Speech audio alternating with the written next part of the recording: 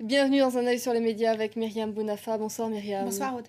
Vous nous parlez tout d'abord dans votre chronique du cardinal d'Édimbourg qui a été accusé d'avoir un comportement inapproprié à l'égard de certains prêtres il y a quelques décennies et il a démissionné aujourd'hui. Il a présenté sa démission ce matin au pape, démission qu'il a acceptée. Vous le disiez, les faits remontent à une trentaine d'années. C'est 3 prêtres et un ancien curé qui portent ces accusations. Alors, comportement inapproprié, c'est le site Rue 89 qui se pose la question de savoir qu'est-ce qui se cache derrière ces mots. Car si on regarde...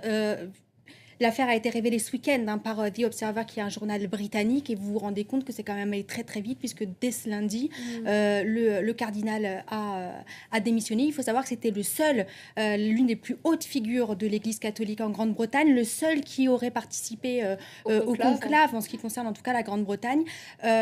Donc, quels sont les mots utilisés? C'est relations, contact ou approche inappropriée, comportement non voulu, situation intime. Et de conclure pour 89, quand les prêtres font éclater la vérité, eh bien, c'est en langue de bois ecclésiastique. Ce qu'on en sait, de ce que révèle en tout cas The Observer, c'est que la vie ecclésiastique est un peu plus rock'n'roll que ce qu'on imagine. C'est ce que nous dit Rue 89. Pourquoi? Eh bien, pour l'un de ses prêtres, l'épisode aurait eu lieu après une soirée arrosée pendant une semaine, alors qu'il était à la demeure de l'archevêque. L'archevêque qui l'aurait invité pour apprendre à mieux le connaître. Pour le second, ça aurait eu lieu après les prières du soir. Autant vous dire que ça fait scandale. Pourquoi une démission ce matin? Pour en tout cas essayer d'avoir un conclave clean, c'est-à-dire avec des cardinaux qui ne souffrent pas d'affaires. Pourtant, ce matin, eh bien, c'est le porte-parole, en tout cas de...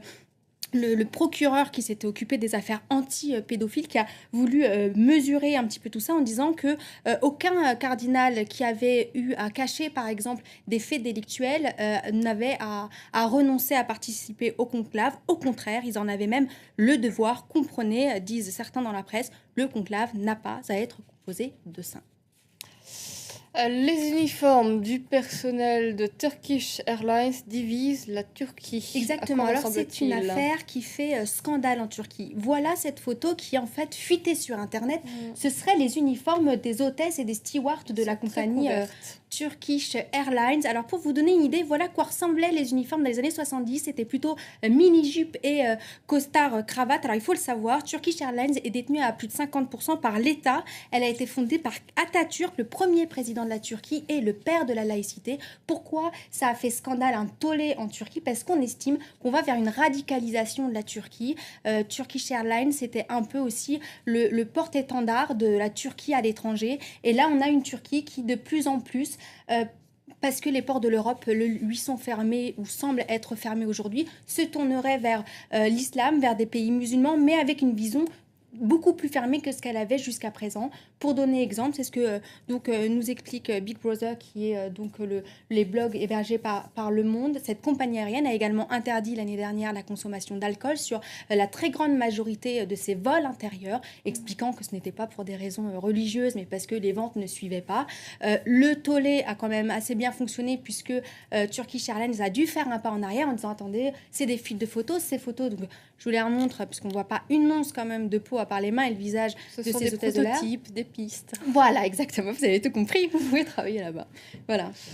C'était hier soir et pourtant la toile ne cesse de décrypter ce match PSG-OM. Alors, ce qui est assez intéressant, je vais vous le montrer, c'est comment l'équipe, le grand journal sportif français, a couvert l'événement. Ils ont fait 2 titres, un pour les Parisiens, un pour les Marseillais. Les Parisiens pouvaient avoir comme une Paris, mais l'OM à genoux.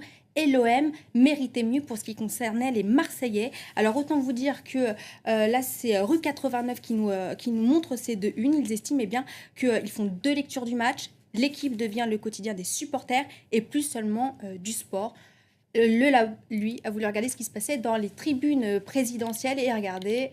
C'est l'homme qui murmurait à l'oreille de Nicolas Sarkozy. Il s'agit de Jamel Debbouze, l'une des 10 personnalités les plus appréciées des Français. Alors, il faut le savoir, Jamel Debbouze avait appelé à voter Ségolène Royal et François Hollande. Là, a priori, ça doit parler football.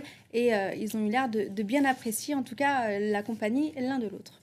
Merci Myriam pour votre chronique ce soir dans Un œil sur les médias.